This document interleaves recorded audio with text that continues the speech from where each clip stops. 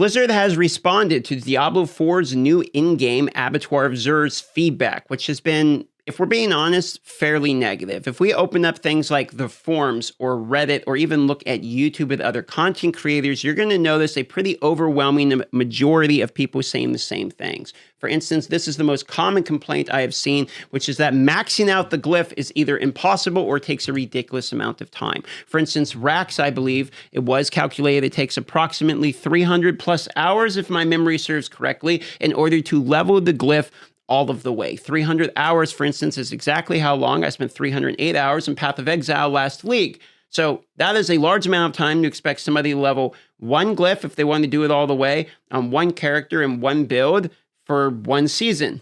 But there are other complaints. One such one I touched myself, the fact that sigil powder can be difficult to acquire and the cost is fairly expensive for these sigil powders, as well as it's one death and you're done. So while you're learning it, you very easily can run into a situation where you run out of sigil powder and then the game forces you to do some very boring content of grinding sigil collection in order to be able to participate or learn the new content. So in and of itself is not very appealing. There's plenty of feedback related to the fact that some builds basically can conquer this. Some classes are vastly superior to other when it comes to things like this because of the way the defenses work. And then you can also find some very fair and balanced feedback of people that are able to state both the pros and the cons. I myself very much agree with this post, which is that the difficulty doesn't really feel like the problem. That's actually a pro. It's more so the one-shots from the Bloodseekers, and he mentions the tier 15 plus. But I'll be honest, you can experience this even at the lower tiers of being one shot by the Bloodseekers or having the vampiric affix where they just continually leech health back and don't die. This is actually a cool pro though. The packs of elites not dying in one shot and require you to dodge some of their attacks. This is something I noticed myself is I actually had to learn a little bit better mechanical playing because of the new difficulty and HP sponge of these minions. For instance, I'm used to with my Hodebarm, you dash through them with Metamorphosis, they become vulnerable, then you one-shot them with the hammer and you're good to go. This doesn't necessarily work as you climb through the tiers because what will end up happening is they will not die in the one-shot and then they will actually kill you because you don't have your dash available. So you basically have to learn some pretty basic mechanics in terms of playing a little bit more safe. And this is a pro, not a con, because it actually makes you focus on strategy, which is a nice mix-up. I actually very much agree with his third pro here, which is it's fun to do dungeons and have them not have these objectives. Like, go here, pick up this thing, put it inside of this other thing, wait inside the room for 30 seconds, then go to the next room and then kill everybody. It's just go in, kill the monsters till you spawn the boss, and then kill the boss. But then once again, with this gentleman, when you go to the cons are once again the same thing. Boring way to progress. No one wants to level this glyph. Adding season content in mid-season to test it out that's only for very certain builds isn't actually inspiring for the majority of the people that play the game. If you're playing the class, so you know it's going to be way worse at this type of content, it's not very encouraging.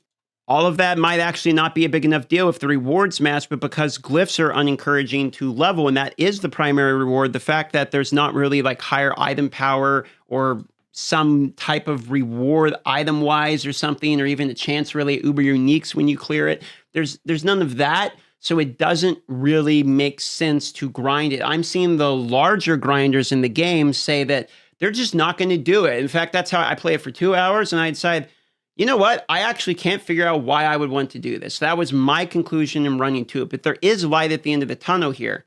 The actual day of launch, Marco, or I should say Macro Boy, I believe is how you pronounce that. I might be mispronouncing it here, stated a large amount of feedback on Twitter, and Joe Shelley responded the same day that the Abattoir of Xur was launched, on the 5th, saying, thanks for the feedback. We're watching how players engage, including leveling the glyph and discussing possibilities. So even the same day, they were responding to feedback almost immediately. And on top of that, here, as of yesterday, Adam Fletcher, aka Pez Radar, stated that the team got together to discuss some of the feedback they've been sending. They're going to have changes in the works. We'll share tomorrow, which this was posted yesterday. So that should be today sometime. And the goal is for the hotfix with these updates before the weekend. That would be as of tomorrow, Fridays. The weekend is Saturday, Sunday, right? So we're talking implementation of the game, of the update on Tuesday the 5th. And then by the 8th, just a few days later, they should have a hot fix with some of the changes that are being requested in it. This is pretty fast feedback acceptance and then change depending upon what the hotfix is going to be. I'm not going to put the cart before the horse here, but I like the cadence because that's one thing I mentioned in the previous video was the cadence of feedback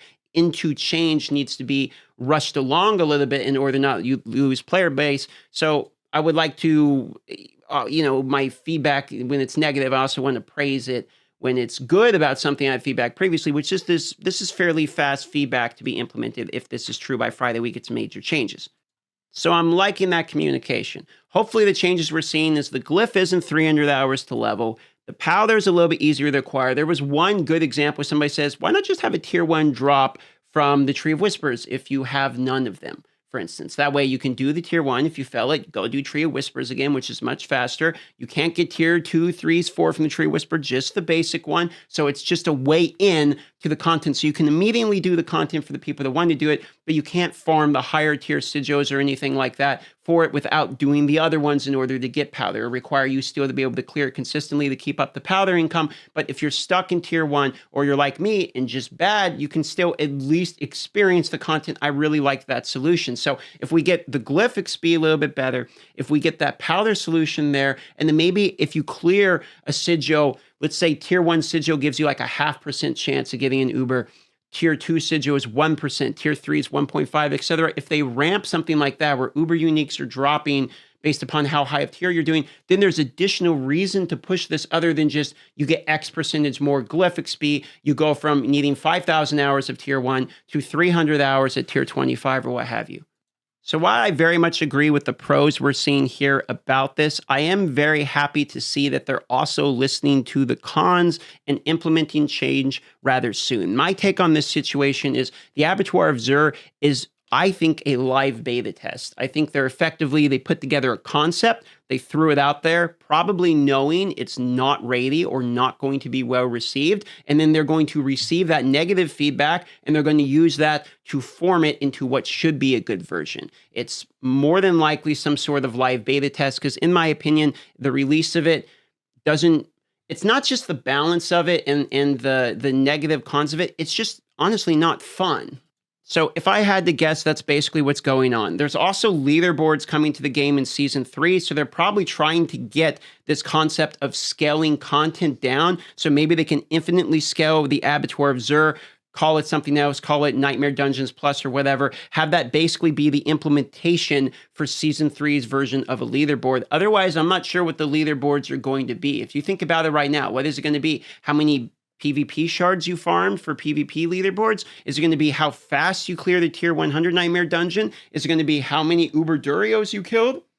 What exactly is the leaderboard about? If it's Uber Durios, then it's just going to be whoever got given the most Uber Durio mats. If it's going to be PvP shards, then you're going to have, Mafia-style PvP of people coming together just to farm the PvP shards. If it's things like who can clear the fastest Nightmare Dungeon, then it's just going to be whatever the best build is wins that. So I could see them coming out with something like, okay, Nightmare tier sigil Abattoir Zur, this is the new leaderboards for Season 3. So what we need to do is Season 2, we're going to have to get this tested over and over and over again so we can hone down exactly what it's going to be in an implementation that people like, so that's ready for the Season 3 leaderboards. That's what makes sense for me about the Abattoir of Zur. That's what makes sense to me about why they're being actually, in my opinion, fairly fast with communication and feedback. They already expected feedback.